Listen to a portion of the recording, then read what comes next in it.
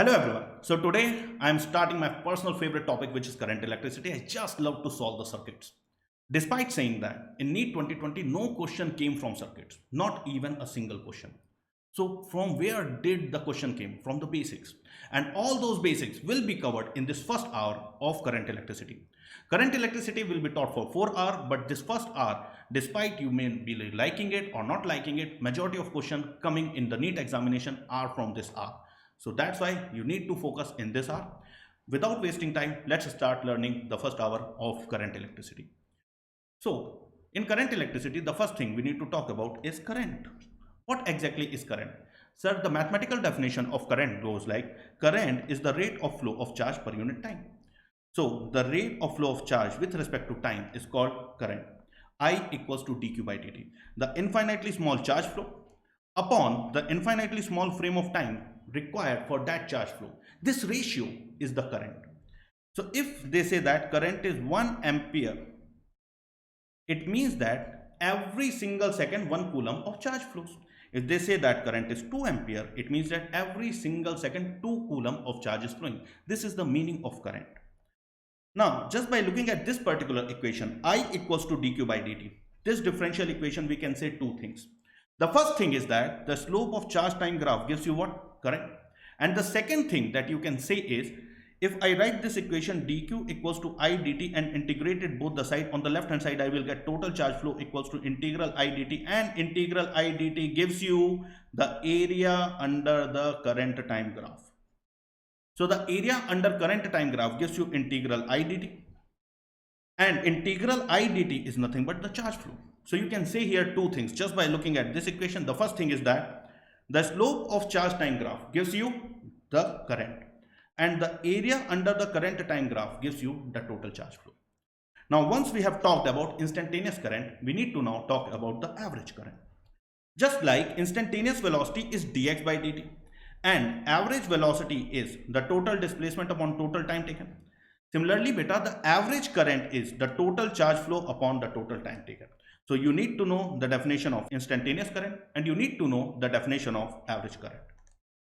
Now once we have established these two things, let's take an example. If a charge q revolves in a circle of radius r, and this will be really useful when we are doing the topic of magnetism, because there the charges will be moving in circle. So what is the current associated with the circular motion of this charge? So you will say that the average current is total charge flow upon total time taken. Let's say the time period of one revolution of this charge is t. So we can say that the average current associated with the motion of this charge is the charge divided by the time period of circular motion. And we know that the reciprocal of time period can be written as frequency. So you can even, in place of writing the average current to be the charge flow upon the time period, also as the charge flow into the frequency. So you can write the current associated with the motion of this charge particle to be the charge divided by time period, or you can write it as the charge times the frequency of this circular motion. Now, if the charge moves with a speed v, we know that we can write this time period also as the perimeter of the circle, which is 2 pi r, divided by the speed, which is v. So in place of t, if you substitute 2 pi r by v, you can write the current to be q upon 2 pi r by v. And then you can move this v from denominator to the numerator. So you will get the average current equals to qv by 2 pi r. Simple thing, right? But important thing. It will be used later when we are doing the topic of magnetism. Now we need to understand that current is predominantly defined as flow of positive charge. So current is in the direction of flow of positive charge. If the positive charge goes towards right, we say that current is towards right. If the positive charge goes towards left, we say that the current is towards left. If the positive charge goes up, we say that current is upwards.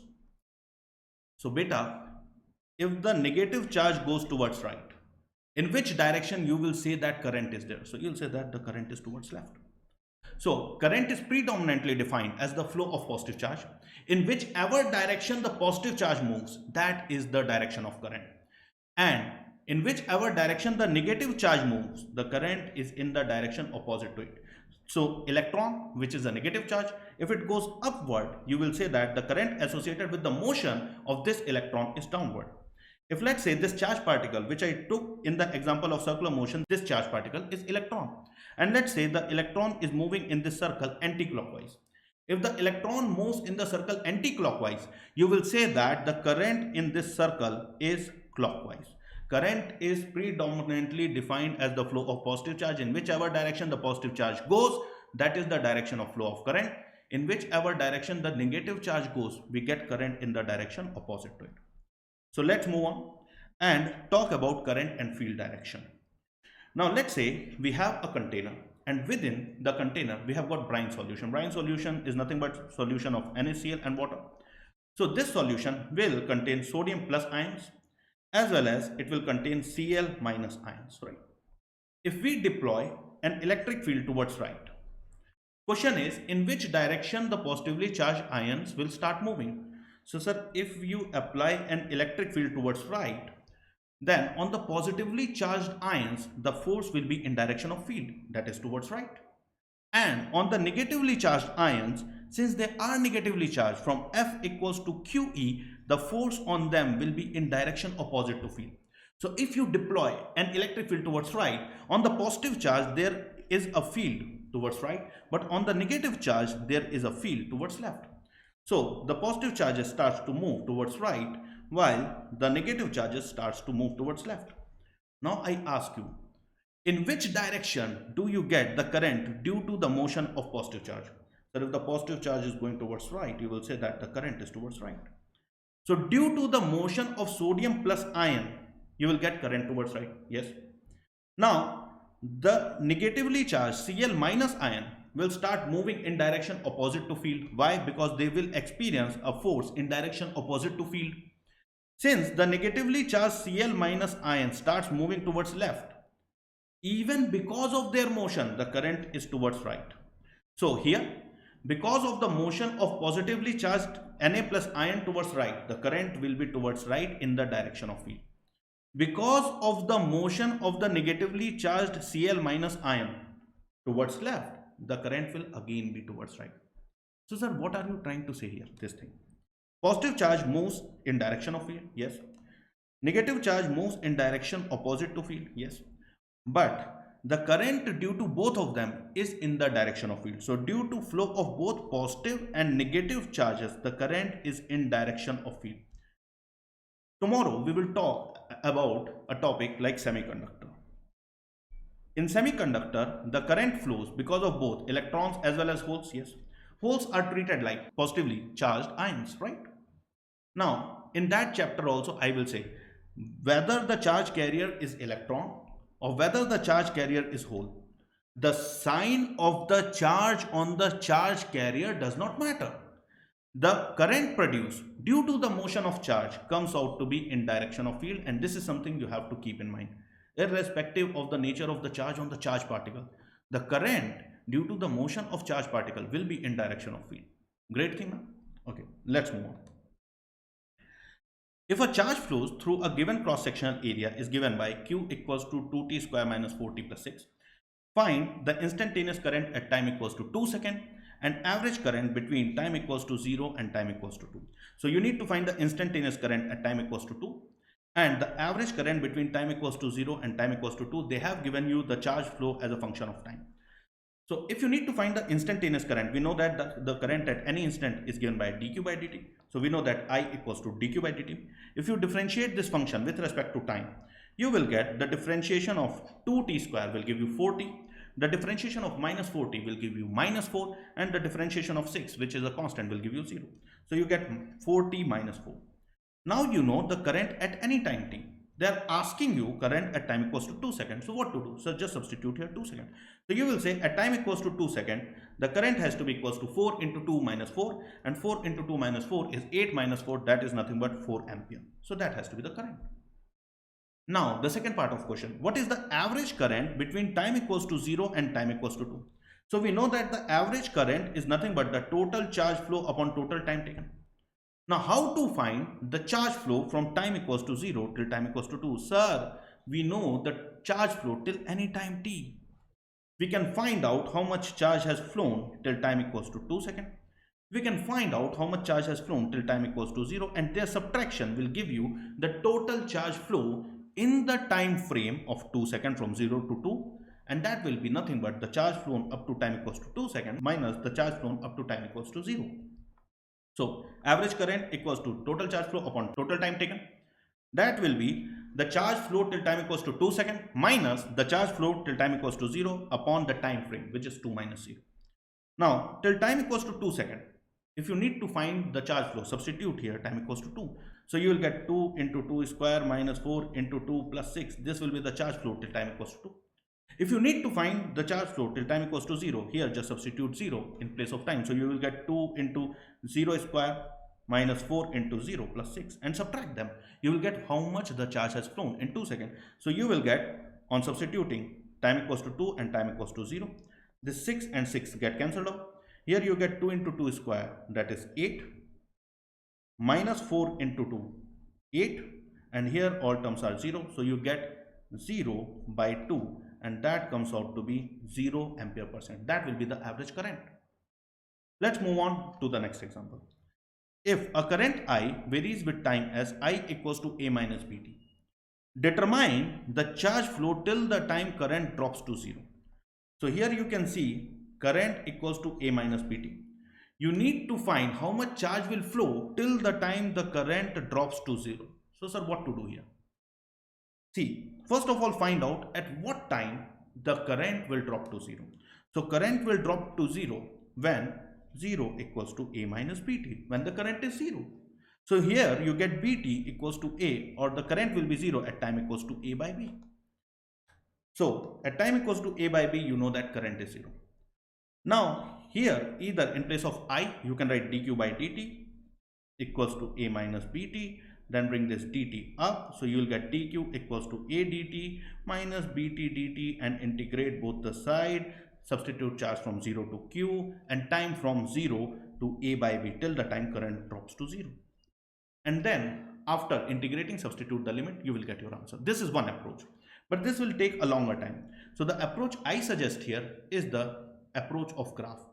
We know that the area under the current time graph gives you the total charge flow. Yes sir. How to find the area under the current time graph in this case? So which type of graph we will get here? Here, this is the equation of type y equals to mx plus c. This is the equation of straight line. And you can see that if you plot y and x, in place of y you have got current, in place of x you have got time. Here the coefficient of x, which is time, is negative, minus b. So the slope of the graph is negative while the y-intercept is positive, which is a. So if you think of the graph of this straight line, so as current changes linearly with time, the graph of current versus time is a straight line. Now sir, how to know what are the points on this straight line? Easy. Substitute time equals to 0. At time equals to 0, you can see that current equals to A. So at time equals to 0, current equals to A. And the current drops to 0 at time equals to A by B. So once you have thought of this graph, finding the total charge flow is easy. You just now need to find the area under the graph. And the area under the graph will be the area of this triangle. So the total charge flow till the time the current drops to 0 has to be half into base into height. So you get A square by 2b, that will be the total charge flow. So the area under the current time graph gives the total charge flow. So the total charge flow has to be half into base A by B into height, which is A. So the total charge flow comes out to be equals to A square by 2b. You will get the same result if you integrate. You will get the same result if you integrate. Okay. So now we will talk about something called drift velocity. What exactly is drift velocity? Let's learn it. So in a conductor, an electron does random motion. A conductor is something which has got huge number of free electrons, and these free electrons are not at rest. So visualize a conductor and focus on only one electron present in it. Now this electron keeps on doing some random motion. It keeps on moving in straight line, then collides with something and then bounces. Between two successive collisions, the electron moves in straight line. The average distance traveled between two successive collisions is called the mean free path, lambda. And the time gap between two successive collisions is called the relaxation time, the time for which there was no force on it, the relaxation time. So between two successive collision, electron moves in straight line. The electron keeps on doing this random motion, the Brownian motion. I like to say here, for the motion of electron, the electron moves a lot but goes nowhere. So it keeps on doing this random motion in random direction. But if you think over a large frame of time, if the electron starts its journey from here and after a large time ends up here, so you will say in this large frame of time, it has moved only a small distance. So the average velocity taken over a large frame of time comes out to be nearly zero. So the electron moves a lot, but over the large period of time, the average velocity of electron comes out to be zero, because in a large frame of time, you do not find any appreciable displacement of this particular electron. So, if there is no external electric field present within the conductor, then the electron keeps on doing this random motion and the average velocity over a large frame of time comes out to be zero. I'm not saying that electron is at rest. It moves at a high speed, but the average velocity comes out to be zero, as in a large frame of time, the displacement is negligible. Now, the time gap between two successive collisions is called relaxation time, and the symbol used for relaxation time is tau. Now, on applying an electric field, if let's say we have applied an electric field towards right, then the electron, the negatively charged particle, will start experiencing a force in the opposite direction. So the random motion in which it goes nowhere, that starts to change a little bit and it starts to drift in direction opposite to field. So now if you have applied a field towards right, then the same electron's motion, it's still random, but it's also start to drift in the direction of force, and the force on electron is in the direction opposite to field. So now we say if you apply a field, then over a large frame of time you get some substantial displacement. Since you get some substantial displacement, now the average velocity is not zero, and this average velocity of electron due to the application of electric field is called the drift velocity. So that's what the drift velocity is. So in the bulk of conductor, if there is an electron, its average velocity in the absence of external electric field is zero. But if an external electric field is applied, the electron starts experiencing a force in the direction opposite to field. Since the electron starts experiencing a force in direction opposite to field, it starts drifting in direction opposite to field. Due to the average backward motion of electron, tell me in which direction you will get the current. So if electron goes towards left, the current is towards right. And nevertheless, remember that the current is always in direction of field. So the electron experiences a net force in direction opposite to field, and now the average velocity of the electron is not equal to zero. The average velocity of the electron in the presence of external electric field is called the drift velocity. Now, bachcho, we know that the force acting on the electron will be nothing but the charge on electron times the field. And the acceleration of the electron has to be nothing but the force acting on the electron divided by mass of electron, which will be nothing but the force acting, the charge on electron times the field divided by mass. You can say that the force acting on electron equals to EE. So the acceleration of electron is nothing but the force acting on it divided by its mass, which is EE upon m. We say that the drift velocity is nothing but the acceleration into the relaxation time. The acceleration of the electron between two successive collisions comes out to be E by m, and the time gap between two successive collisions is tau. So the average velocity, the drift velocity, comes out to be E by m into tau. So this is the formula of drift velocity. So remember that drift velocity equals to E by m into tau. Difficult to remember? I will say not at all. Remember that what is relaxation time? The average time gap between two successive collisions. If a field E is applied, the force on electron will be EE. Okay, so the acceleration of electron will be EE by m. Okay, if the acceleration is EE by m and the time gap between two successive collisions is tau, then the drift velocity is nothing but acceleration into tau. Easy. Let's move on. Now we will talk about the relationship between current and drift velocity. So visualize a conductor in the shape of a cylinder. Let's say this cylinder has a cross-sectional area A and a length L, and the electrons here are moving with an average velocity called the drift velocity, represented by Vd. Okay. Now, how to write what is the current associated with the motion of these charged particles? So you will say the current associated has to be nothing but the total charge flow upon total time taken. Yes, sir. How to find the total time taken? So you will say even the last electron here will take some time to cross this entire length of conductor. The length it has to move is L and the speed with which it will move is Vd. So the time taken even by the last electron to reach the other end has to be equals to the length of the conductor upon the drift velocity. This will be the time taken to reach the other end. Now once you know what is the time taken by the electron to reach the other end, how to find the current associated with it? Let's say we coin a new term which is called N. What is N? Number of free electrons, the number of charge carriers per unit volume. If I say that the number of free electrons per unit volume is given by N, then can you tell me how many number of free electrons will be present in this cylinder of cross section area A and length L? So you will say the number of free electrons will be equals to the number of free electrons per unit volume multiplied by volume. So the total number of free electrons within this particular conductor of cross section area A and length L will be equals to the number of free electrons per unit volume multiplied by the volume of this cylinder, which is AL. Now question is, how much charge will cross in a time L by Vd? So you will say the total charge that will cross equals to the number of electrons, which is the number of free electrons per unit volume multiplied by volume multiplied by the charge on each electron. So this gives you the number of free electrons per unit volume. Multiplying this with volume, you get the total number of electrons crossing. Multiplying this whole term, which represents the total number of electrons crossing with the charge on one electron, gives you the total charge that crosses. So you will say the total charge that crosses equals to number of free electrons per unit volume multiplied by volume multiplied by charge on one electron. This is the total charge that crosses. Now once you know how much charge crosses and in how much time, you know what is the current. So you can say here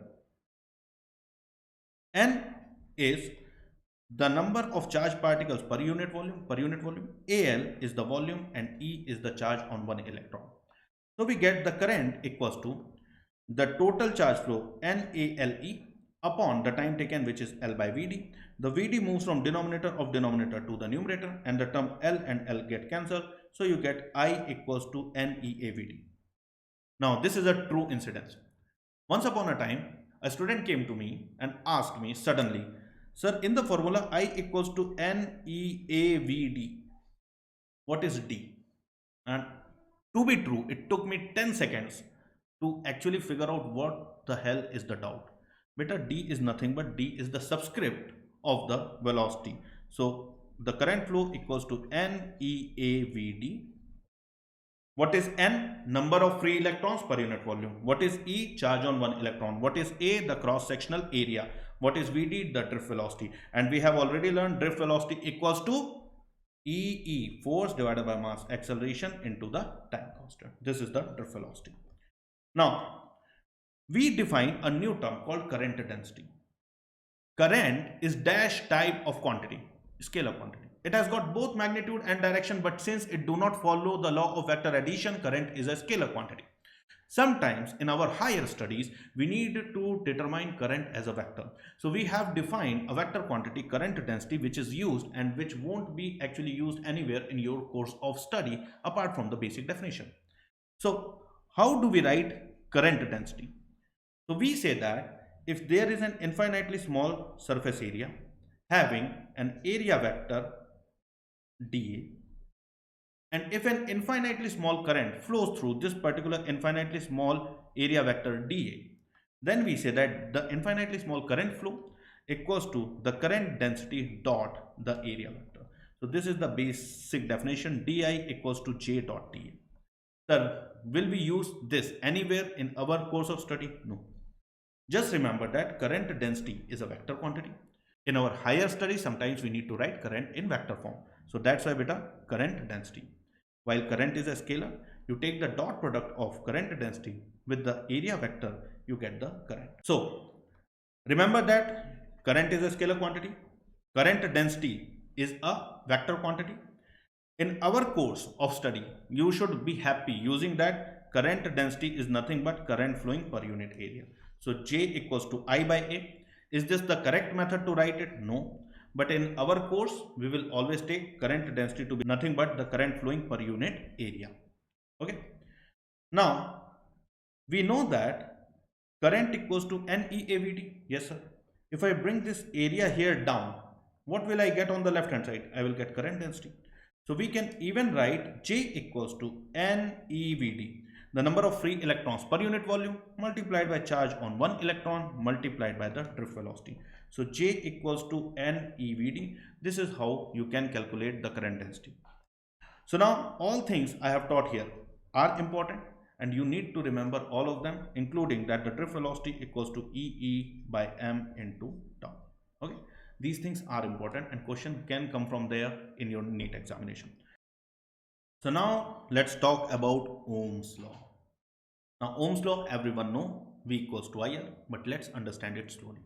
Let's say we have a resistor. Yeah, this zigzag line is the symbol for resistor. And let's say some current I is flowing through it. And the potential on the two ends of the resistor is V1 and V2. Ohm's law says that the potential drop across the resistor is equals to the difference in the potential. Let's say V1 minus V2, assuming V1 to be greater than V2. Remember that in a resistor, the current flows from high potential to low potential. So if I have shown that the current goes from left to right, it means that the potential on the left hand side is higher than the potential on the right hand side.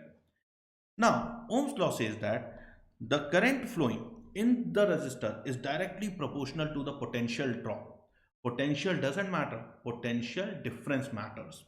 So the current flowing through the resistor is directly proportional to the potential drop, or you can write that potential drop equals to current times some proportionality constant, that is called resistance. Now kids, tell me, this resistance can be written as the potential drop upon current. So if you have a resistor and the potential drop across it is doubled, so you can see that resistance is directly proportional to potential drop.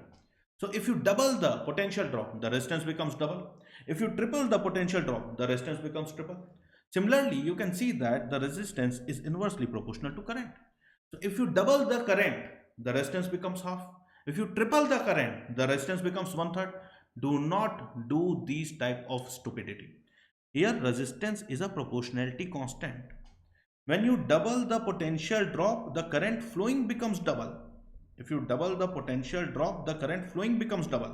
The ratio remains the same, and that ratio is the property of the substance, and that is the resistance. So here remember that R is the proportionality constant. R is independent of both applied potential drop and the current flowing. So what does R depend upon? So if you have a rod of length L and cross-sectional area A, we say that the resistance of this particular conductor is directly proportional to its length. So yes, the resistance of a conductor depends upon its length. You double the length, the resistance becomes double. You triple the length, the resistance becomes triple. But by changing the potential drop and current, you can't change the resistance. We can even say that the resistance is inversely proportional to cross-sectional area. So the greater the cross-sectional area, the lesser the resistance. The thinner your wire is, the smaller the cross-sectional area, the high is the resistance. So resistance is inversely proportional to cross-sectional area. So resistance is directly proportional to length. The resistance is inversely proportional to cross-sectional area. Again, we have found two proportionality. What do? We add up a proportionality constant. So we say that resistance equals to some proportionality constant, which is called resistivity, into length upon area. Now, resistance depends upon what? Resistivity, the length, and the cross-sectional area. Now, resistivity depends upon what? So you will say resistivity of a material depend upon type of material, like it's copper, silver, gold, which type of material, and the temperature. On changing the temperature of a particular substance, its resistivity will change. On changing the temperature of a particular substance, its resistivity will change. So resistivity depends upon type of material as well as the temperature of the material. Now, I ask you, Out of resistance and resistivity, which one is intensive property? Which one will be same for a big block of iron as well as for a small block of iron? So you will say, sir, resistance depends upon length, cross-sectional area, but resistivity depends upon type of material and temperature. So a big block of iron will have the same resistivity as a small block of iron. So resistivity is an intensive property, while resistance is an extensive property. If you reduce the length of a conductor to half, since the resistance is directly proportional to length, on reducing the length to half, the resistance becomes half. So remember that resistance is an extensive property while resistivity is an intensive property. So for small change in temperature, the resistivity of the material changes. Now remember that for small change in temperature, the change in resistivity is directly proportional to change in temperature. This does not work for large changes. This works only for small changes. So for small change in temperature, the change in resistivity is directly proportional to change in temperature, and the change in resistivity is directly proportional to original resistivity as well. So just like in linear expansion, we learned that on heating up a rod, the change in length of rod is directly proportional to change in temperature. The change in length of rod is directly proportional to original length of rod. The same thing I am saying here. Then what we did here while learning linear expansion, I said that let's add up a proportionality constant, and we said that the change in length equals to original length into some proportionality constant, which is called the coefficient of linear expansion, into delta t. So we are going to do the same thing here. So we say that the change in resistivity equals to original resistivity into alpha rho into delta t. Now sir, what the hell is this quantity alpha rho? Here alpha rho is the thermal coefficient of resistivity. Alpha rho is the thermal coefficient of resistivity. So can we say the same type of thing even for resistance? Yes. We can say that if we have a resistor, on increasing the temperature, the resistance changes. The change in resistance is directly proportional to change in temperature. The change in resistance is directly proportional to original resistance, and the change in resistance equals to original resistance into temperature coefficient of resistance into delta T. The same type of things can be done. I haven't taken here example on variation of resistance with temperature and variation of resistivity with temperature, because the concept involved here for the temperature change are something we have already learned in linear expansion. So the same type of formulas build up take place. Now bachcho, there are different type of materials. There are conductors, there are semiconductors. In case of conductors, on increasing the temperature, the resistivity increases. While in case of semiconductors, on increasing the temperature, you get more and more number of charge carriers, so the resistivity decreases. Why this thing happen, we will talk about this in detail when we are doing the topic of semiconductor. Right now, just remember, when you increase the temperature of conductor, its resistivity increases. So for conductors, if the temperature is increased, delta T is positive, delta rho is also positive because the resistivity increases. As both the sides are positive, you say that for conductors, the temperature coefficient of resistivity is positive. This means that on increasing the temperature, the resistivity increases. But for semiconductors, when you increase the temperature, resistivity decreases. It means that for semiconductor, when delta T is positive, you have increased the temperature, the resistivity decreases, delta rho is negative. If for positive delta T you are getting negative delta rho, it means that the temperature coefficient of resistivity for semiconductors is negative. So you need to keep this thing in mind. So for conductors, as temperature increases, resistivity increases. On increase of temperature, since the resistivity increases, both delta T and delta rho are positive. So you say for conductors, the thermal coefficient of resistivity is positive. While in the case of semiconductors, as the temperature increases, the resistivity decreases. A semiconductor becomes better conductor on heating. A semiconductor becomes a better conductor on heating. So for semiconductor, as the temperature increases, the resistivity decreases. So if you take delta T as positive, delta rho comes out to be negative. Since for positive delta T you are getting negative delta rho, the temperature coefficient of resistivity for a semiconductor comes out to be negative, and this is something important you should know. So now, sir, what we will do, something given in NCERT is skipped out by most of the people and can be asked in your NEET examination. So the relationship between temperature coefficient of resistance, temperature coefficient of resistivity, and coefficient of linear expansion, this is given in NCERT.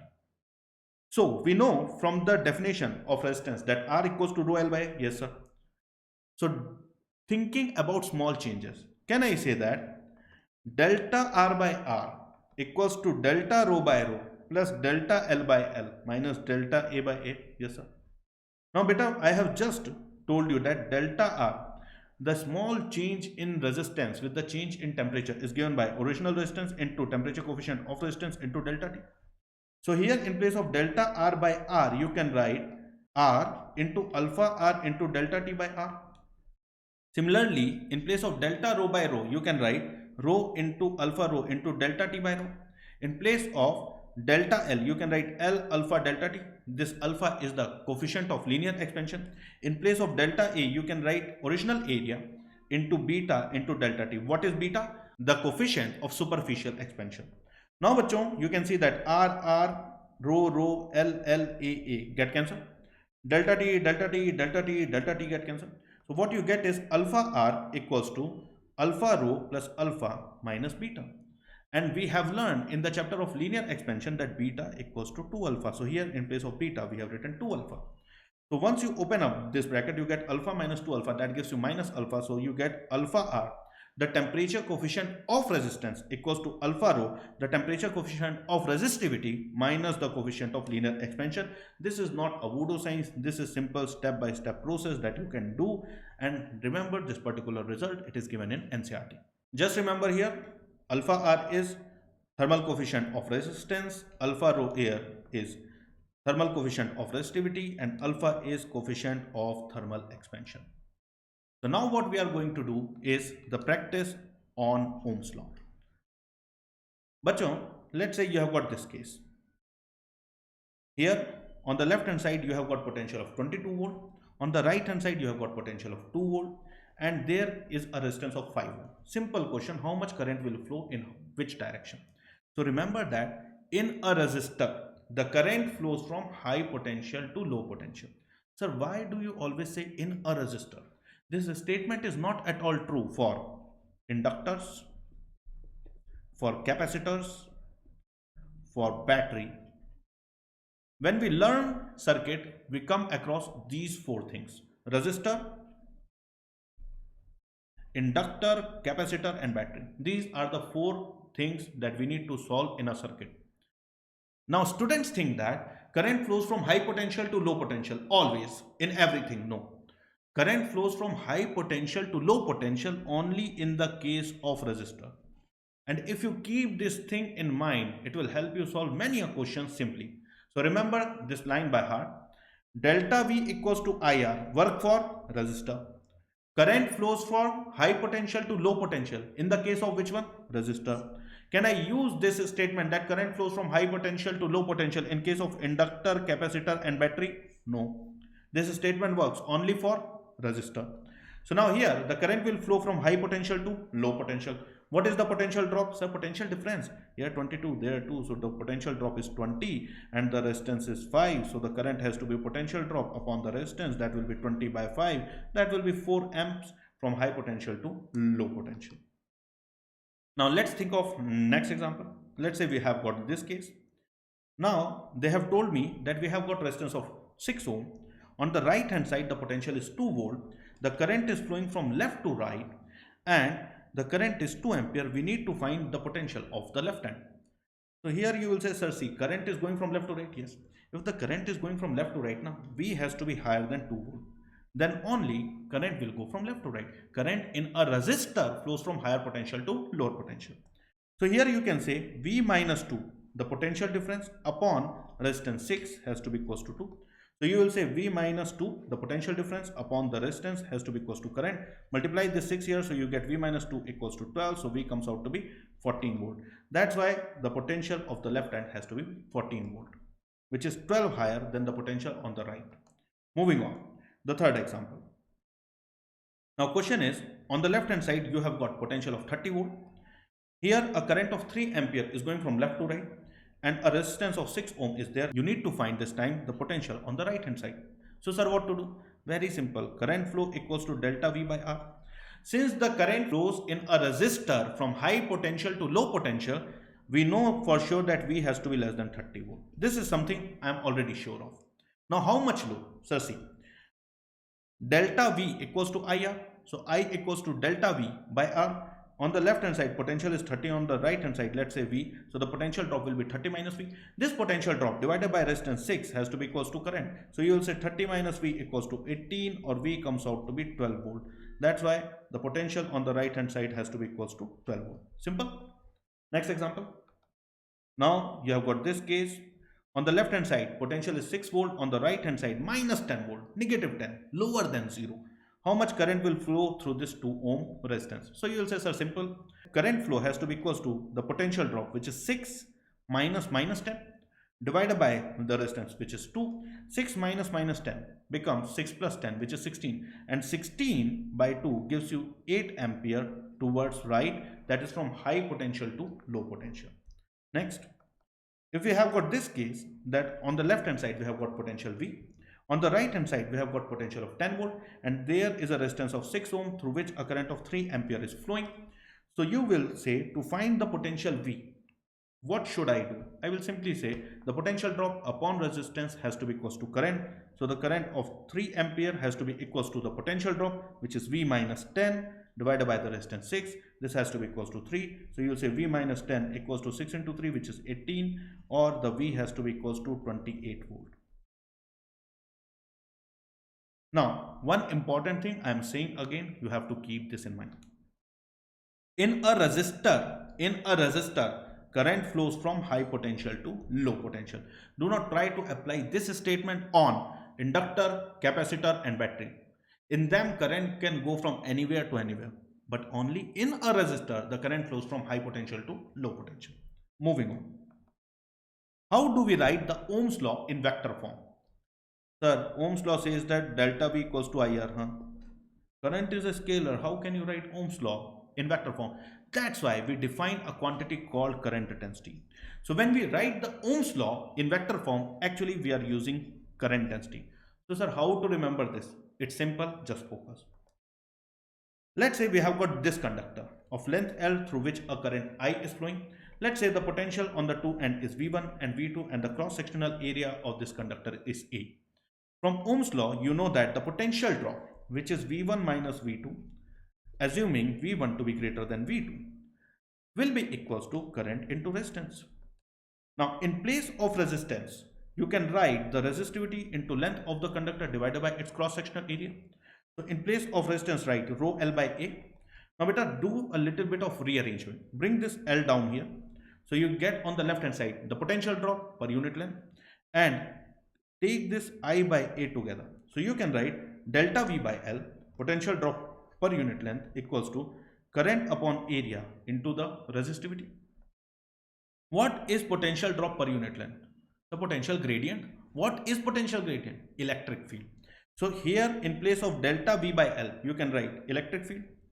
In place of I by A, current per unit area, you can write current density, and you have got resistivity. Now beta, the reciprocal of resistivity is called conductivity, and the symbol we use for conductivity is sigma.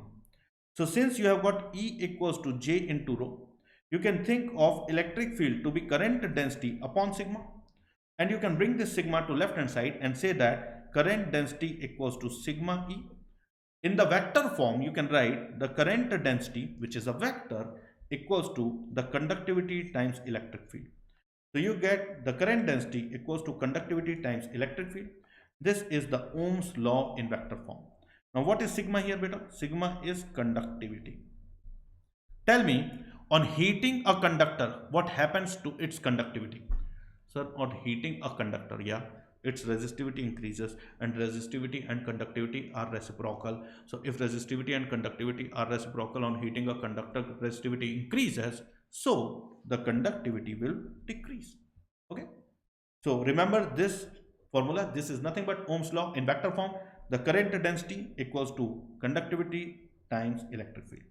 The current density always have the direction same as the electric field. Remember this. Moving on.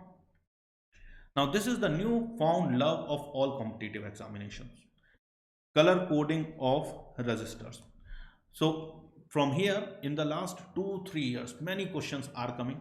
This whole article doesn't take 10 more than 10 minutes to learn, and I know that all of you have learned the mnemonic which goes like BB Raw of Great Britain has a very good wife, right?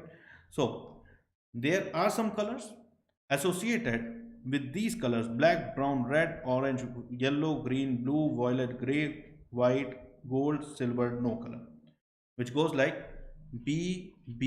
Roy, RY, of Great Britain has a very good wife. Then remember gold, silver, no color. Now, the values associated to these colors, remember that digits do not start from 1, they start from 0.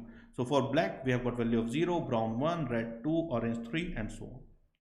The multiplier associated with these colors are nothing but 10 raised to the power of 0, which is 1, 10 raised to the power of 1 for brown, for red you get 10 raised to the power of 2, for orange you get 10 raised to the power of 3, for yellow you get 10 raised to the power of 4, for green you get 10 raised to the power of 5, and so on. And there is something called tolerance. Tolerance tells us what is the variation that can take place in this resistor. In a gold standard resistor, the tolerance is 5%. So if I say that tolerance is 5% and this resistance is of 100 ohm, then you should think of that the resistance will be 100 plus minus 5% of 100. Now since 5% of 100 is 5, you can think of resistance has to be 100 plus minus 5. So the maximum possible value of this resistor can be somewhere 105 ohm and the minimum possible value is 95 ohm. So tolerance tells us how much variation is there in the given resistance. The greater the tolerance, the worse is your resistor. Why? Because more the resistance will fluctuate. So that's why gold rated resistors are the best. They have got small variation in their resistance, only 5%. Silver one 10%, and if they give no color, it means that the tolerance is 20%. Once more, which things have to be remembered here? This is new found love of all competitive examinations. And questions are coming from this particular topic every year. So, sir, what do I have to do here? You should be able to draw this chart without looking at it on your own. Remember the mnemonic B. Roy of Great Britain have a very good wife. So B. Roy of Great Britain have a very good wife. Gold, silver, no color. And you should be able to draw this chart on your own. Practice it twice today itself. You can pause the video right now. Do not look at the screen and then try to draw this chart on your own, because you will have to draw this on the judgment day when the question comes. And it won't take more than 10 minutes to learn how to draw this chart. Once you know how to draw this chart, the game over. Now remember that on a resistor, there are usually 4 bands. The first 2 bands show the value. The third band represents the multiplier and the fourth band represents the tolerance. Here the first band is red, yes. For red the color is 2. The second band is here orange. For orange the value is 3. The third, which is the multiplier here, is brown. For brown, the multiplier is 10 raised to the power of 1. And the fourth one you can see is silver. For silver rated resistor, the tolerance is 10%. So how to report the resistance of this particular resistor?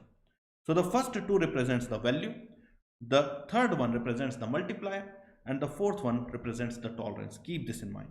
So you will say here the resistance is, the value of red is how much, bacho? 2. The value of orange is 3. The multiplier for brown is 10 raised to the power of 1. And the tolerance is 10%. So here you will say 23, the number, into 10 raised to the power of 1 plus minus 10%. So that will be your reported answer. Now you can think of it as 230 plus minus 10%.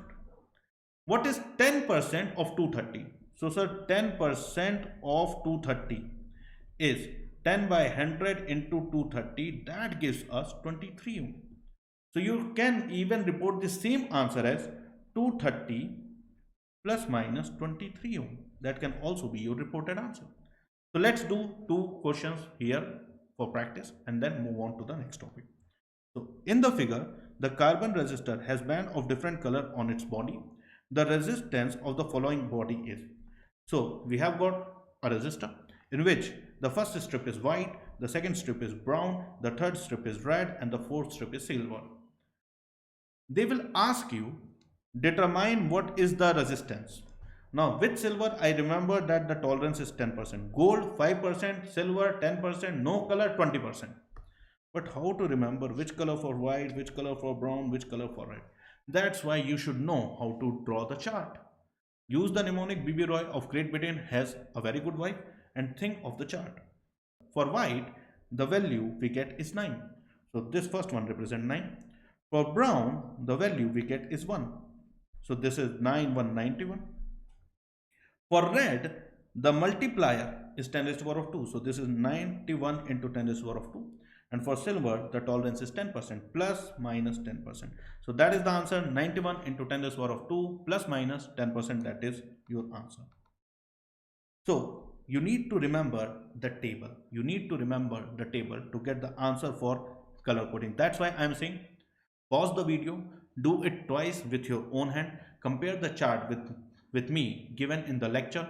If you have drawn it correctly, for sure, there is a high probability that one question will come from here and you will get +4 for it for sure. Okay, so practice it. Moving on. What is the resistance of the carbon resistance that has band brown, black, brown? Where is the fourth one? They have given me only 3, brown, black, brown. Where is the fourth one? There is no fourth one. What does the fourth one indicate? The tolerance. And when you have got no color, it means that the tolerance is 20%. So now they have given me brown, black, brown. For brown, the value is 1. For black, the value is 0. And again for brown, it's 1. So brown, black, brown. So brown and black, the first two represents the value. So you get brown, black, 1, 0. Into the multiplier is also brown. And for brown, the multiplier is 10 raised to the power of 1. So 10 into 10 raised to the power of 1. Plus minus 20%, because the tolerance is 20%, as they haven't given us the fourth band. Not giving us fourth band means that it has got no color, so the tolerance is 20%. So we get solution as 10 into 10 raised to the power of 1 plus minus 20%. The question coming from color coding are super duper easy to understand. Just you should know how to draw the chart. Practice it. Moving on. Now we will talk about KCL. So what is KCL? Kirchhoff's current law. What does the Kirchhoff's current law tells us? It says that current entering the junction is same as the current exiting the junction. Current entering the junction is same as the current exiting the junction. So if let's say we have a junction and the current approaching the junction is I1, while the current going away from the junction is I2 and I3. So you will say the relationship between I1, I2 and I3 is that I1 current entering the junction equals to I2 plus I3, which is the total current going away from the junction. Simple thing. I know that people do not find any trouble with KCL. Now let's say we have got another case. Here we have got 5 wires getting joined at a point. But you can look in the diagram, all the currents I1, I2, I3, I4, I5, all of them are shown in the diagram approaching the junction. If all the currents are approaching the junction, then how to write the equation of KCL? Because the statement says the current approaching the junction is same as the current going away from the junction. Now here no current is going away from the junction, no current going away. Since no current is going away from the junction, that's why the current reaching the junction has to be equals to 0, because the current going away from the junction is also 0. So here we write the equation as I1 plus I2 plus I3 plus I4 plus I5. All the current reaching the junction equals to the current going away from the junction, which is 0. So this equation tells us on its own that some of them have to be positive while some of them has to be negative. Then only their sum can be 0. If some of them has to be negative, it means that their directions are marked wrong. They are actually in the opposite direction. Okay. So remember that KCL is essentially the principle of conservation of charge. The junction is neither the charge creator, the junction is neither the charge consumer. The junction simply passes on the charge. So whatever charge comes to the junction, the same has to be the charge going away from the junction. So KCL is based on principle of conservation of charge. Now let me tell you a beautiful thing about KCL. KCL can also be applied to a loop. The current entering the loop has to be same as the current exiting the loop. The current entering the loop has to be equal to the current exiting the loop. So if you have got this loop and you can see the current I1 is entering it, I2 is entering it, I3 is entering it, and I4 is exiting it. So the KCL, which is meant for a junction, for a point, that current coming towards the point has to be same as the current going away from the point, can even be applied to a loop. You can say that the current entering this loop, which is I1 plus I2 plus I3, has to be equal to the current exiting this loop, which is I4. So you will say that I1 plus I2 plus I3 has to be equals to I4. Now here I am going to show you my favorite question from the entire current electricity. I asked this big circuit giving all the resistance of 2 ohm, 6 ohm, 4 ohm, 3 ohm, and this battery of 22 volt, bad data. And I asked the students, tell me what is the ratio of I1 by I2. And if I give them values, they start solving. And once they have wasted up 20 minutes of precious time of their life, I tell them you should have directly said I1 by I2 has to be 1. What is I1? If you look at only this much part of the loop, I1 is the current exiting it and I2 is the current entering it. Since I1 is the current exiting this part of loop and I2 is the current entering it, the current exiting the loop has to be same as the current entering the loop. So you will say that I1 has to be equals to I2, and you can simply say I1 by I2 has to be 1. You can solve this without even raising pen. Now moving on, the figure shows a network of currents. The magnitude of current is shown here. The current I will be. So here they have shown you a network. Here current entering is 15 ampere. Here current entering is 5 ampere. Here current entering is 3 ampere. They are asking you what is the value of I. So you can simply say, we can even apply KCL on a loop. So the current entering into the loop has to be same as the current exiting the loop. If here the current entering is 15, here entering is 5, here entering is 3, and here the current is exiting, then we can say that I has to be simply equals to 15 plus 3 plus 5. The current exiting I has to be equal to the current entering 15 plus 5 plus 3. So that becomes 20 plus 3, that is 23 ampere. So easy. So let's move on. So now let's talk about battery. So let's say we have got an ideal battery. For an ideal battery, it has got no internal resistance. The resistance is 0. If I say that I have a battery of 5 volt, what is the meaning of it? The meaning of it is that the potential of its positive plate is 5 volt higher than the negative plate. If we have a battery of 5 volt, it means that the potential of its positive plate is 5 volt higher than the negative plate. So if the negative plate have got potential of 2 volt, positive plate will have 5 higher, 7 volt. If the negative plate has got potential of 0 volt, then the positive plate will have 5 higher, that is 5 volt. If the negative plate has got minus 3 volt, then the positive plate will have 5 higher than minus 3, which is 2 volt. If the negative plate has got minus 20 volt, then the positive plate will have 5 higher, which is minus 15 volt.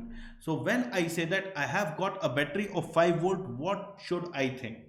I should just think that the potential of its positive plate will be 5 higher than the negative plate. They can have any potential, but the potential difference between the two plates have to be 5 volt. That's the basic idea. If you have got a battery of EMF E and the negative plate is at a potential X, then the positive plate is at a potential E higher, which is the EMF of the battery. Similarly, if you have got a battery of EMF E and the positive plate is at a potential X, then you should say that the negative plate is at a potential X minus E.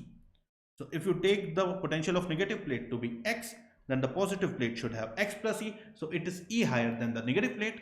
And if you take the potential of positive plate to be X, then the potential of negative plate has to be X minus E, that is E lower than the positive plate, because that's the meaning of the EMF of the cell.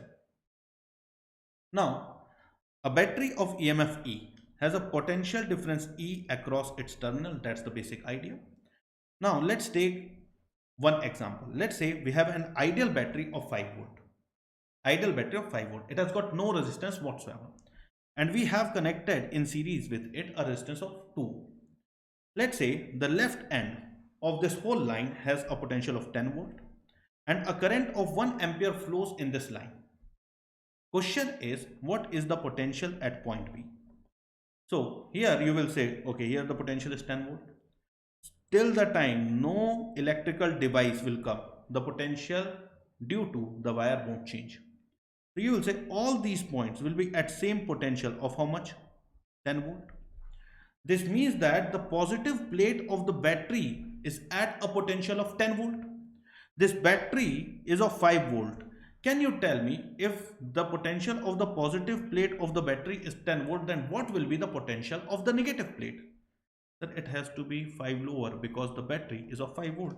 So I can say that the potential of the negative plate has to be 5 lower. So that's why 10 minus 5, 5 volt. Now bachcho, what is the mission? So the mission is to find the potential at point B. Now I know that the potential at this point is 5 volt, yes. This resistance is of 2 ohm, yes. And the current is flowing 1 ampere from left to right in the resistor, yes. Sir, if a current of 1 ampere is flowing from left to right, which side of the resistor must have higher potential? In a resistor, the current flows from higher potential to lower potential. It means that the potential of point B must be less than 5 volt. Sir, how much less? Let's say the potential here is VB. So you will say the potential drop across this resistor of 2 ohm will be potential on the left 5 minus the potential on the right VB. 5 minus VB upon its resistance 2 has to be equal to the current flowing through the resistor, which is 1 ampere. So you will say 5 minus VB equals to 2, or the potential at B comes out to be 5 minus 2, which is 3 volt. So hence you will say the potential at point B will be 5 minus 2, which is equals to 3 volt. Sir, I want more practice. That's what we are going to do here. Let's practice one more question. Let's say we have got this whole line. Now rather than having one ideal battery, I have got 3 ideal battery of 2 volt, 3 volt, 5 volt. And rather than having only one resistance of 2 ohm, this time I have got 2 resistors of 2 ohm and 3 ohm. Question is, if the potential here is 20 volt, what is the potential at B? So sir, see, all these points will be at same potential of 20 volt. Current doesn't matter when you are writing the potential drop across an ideal cell. So you will say, if I have got a battery of 2 volt, it means that the potential of its positive plate has to be 2 higher than the negative plate. And the negative plate has got potential of 20 volt. So the positive plate will have a potential of 2 higher than 20, and 2 higher than 20 is 22 volt. So this plate will have, the positive plate will have a potential of 22 volt. Now, to go from the left hand to the right hand, now you have to jump across a resistor. Tell me, going from left to right, in this resistor, the potential should increase or decrease? Sir, you are moving in direction of current, yes. When you move in direction of current in a resistor, the potential should decrease, because in a resistor, the current flows from higher potential to lower potential, yes. Now, how much potential drop has to be there across this resistor? Sir, I into R, 4 volt. 2 into 2, 4 volt. This means that the potential of its right hand side has to be 4 lower than the potential of its left hand side, because the current flows from higher potential to lower potential in a resistor. So the potential of its right hand side has to be 4 lower than the left hand side, and the left hand side is at 22, so the right hand side will be at 18. Now you have to jump across another battery, and this battery is of 3 volt, and you can see on the right hand side it has got higher potential. So the negative plate will be at a potential 3 volt lower than the positive plate. So the potential of positive plate has to be 3 volt higher than the negative plate, and the negative plate is at 18 volt. So the positive plate will be at a potential of 3 volt higher, that is 18 plus 3, that is 21 volt. Now we have to again jump across the resistor. We know that the potential drop across this resistor has to be equals to I, the current flowing through it, multiplied by its resistance. So 2 into 3, that is 6 volt. Now, current in the resistor flows from higher potential to lower potential. Since the current in this particular resistor is going from left to right, it means that the potential of the right hand side is lower than the potential on the left hand side. How much lower? Lower by 6 volt. If it is lower by 6 volt and on left hand side you have got 21, on the right hand side you need to have 6 lower, 21 minus 6 gives you 15 volt. Now again you have to jump through an ideal cell. This ideal cell is of 5 volt. This means that the potential of its positive plate is 5 volt higher than the negative plate, and the positive plate is at potential of 15 volt. So the negative plate have to be at potential of 15 minus 5, that is 10 volt. So we get that the potential at point B is nothing but 10 volt. So these type of questions we will practice lot more in the next hour. So the only thing left to be learned in this hour is the case of real world battery. Now, in an ideal cell, there is no internal resistance. It has got no resistance whatsoever. But in real world, when you have a cell, it also has some resistance. And this resistance is called the internal resistance of the cell. Technically, you should draw the internal resistance of the cell inside the battery, right? But it doesn't matter whether you write it on this side, on the line, or on this side. It's allowed. So, this is how we represent a real world battery. It has got some EMF, also some internal resistance.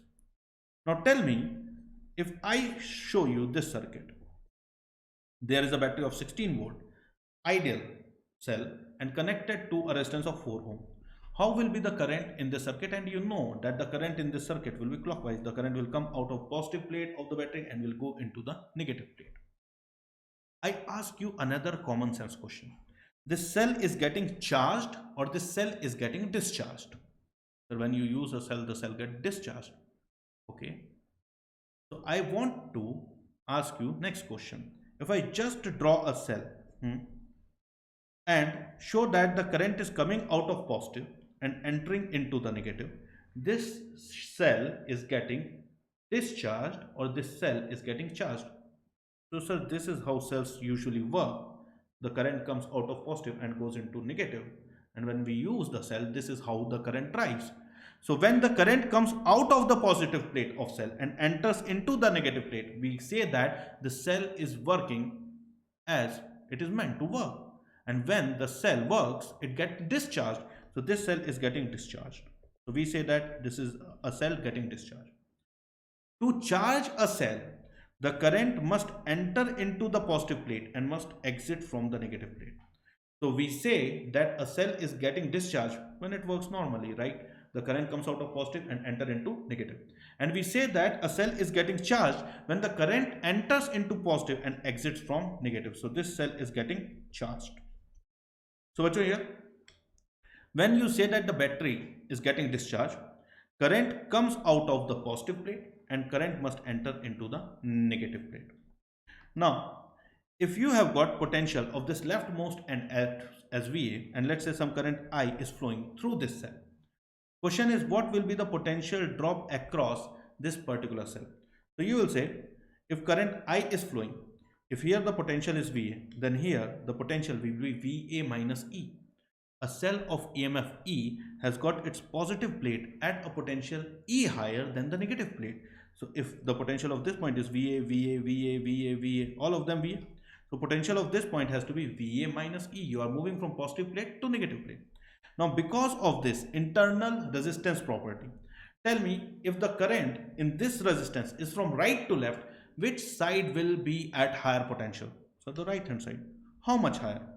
The I are higher than the left hand side, and the left hand side has got potential of VA minus E. So the right hand side, since the current in the resistor goes from higher to lower, should be at a potential IR higher. So the potential of this point will be VA minus E, the potential on the left hand side plus IR higher. So you get VA minus E plus IR. So if somebody asks you what is the potential drop across the entire cell, so you will say the potential drop across the entire cell has to be the potential on the left hand side minus the potential on the right hand side. When you do this subtraction, the quantity VA get cancelled, this minus minus becomes plus. So what you get is potential drop equals to E minus IR. The EMF of the cell minus the current flowing through it times its internal resistance. Though we have drawn this internal resistance outside, think of it to be inside the cell. It doesn't matter, you can draw it outside, but it is part of the cell. Now notice that if the potential drop across the cell when it gets discharged is E minus IR, the EMF minus something, this means that the potential drop is less than the EMF. So for a cell getting discharged, the potential drop across the cell is E minus IR. You need to remember this. And the potential drop will be less than the EMF of the cell. To the contrary, if the cell is getting charged, then we know that current enters into the positive plate and exits the negative plate, which is not how usual battery works. Now let's say if here a current I enters, how will you write the potential difference across the cell in this case? So let's say the potential of this end is VA. So going from positive plate to negative plate, the potential will drop by an amount equals to EMF. So the potential here will be VA minus E. Now since the current is from left to right, it means that on moving from left to right in this resistor, the potential should decrease. By how much? Equals to potential drop across it. That is how much? So current into resistor. This means that the potential on the right of this resistor has to be lower than the potential on the left by an amount IR. So you will get here a potential VA minus E, the potential on the left minus IR. So the potential drop across this battery getting charged is the potential on the left minus the potential on the right, which is VA minus E minus IR. On opening the bracket, this VA get cancelled, this minus becomes plus, so you get plus E, and this minus becomes plus, so you get plus IR. So the potential drop across a cell getting charged comes out to be its EMF plus the current flowing through it times its internal resistance, which is E plus IR. Now here you can clearly see the potential drop equals to the EMF plus something. So when a cell gets charged, the potential drop across it is more than its EMF. So the potential drop is greater than EMF. So sir, when the cell gets discharged, yes. The potential drop across the cell is E minus IR, yes. The potential drop is less than the EMF, yes. When the cell gets charged, the potential drop across the cell is E plus IR and the potential drop is greater than EMF, yes. So sir, when is the potential drop equal to EMF? If no current flows through the cell. If no current flows through the cell, this quantity IR will be 0. So you get potential drop equals to EMF. So remember that potential drop across the battery equals to EMF when no current flows through it. Now, I don't know you realize it or not, but this particular page is the most important page when it comes to circuit solving, which we will do in next hour. So that's all in this hour. See you guys in next hour where we will talk about series parallel combination of resistor and we will do lots of questions based on circuit. See you guys in next hour. Bye bye. So that's all for now. See you guys in the next hour.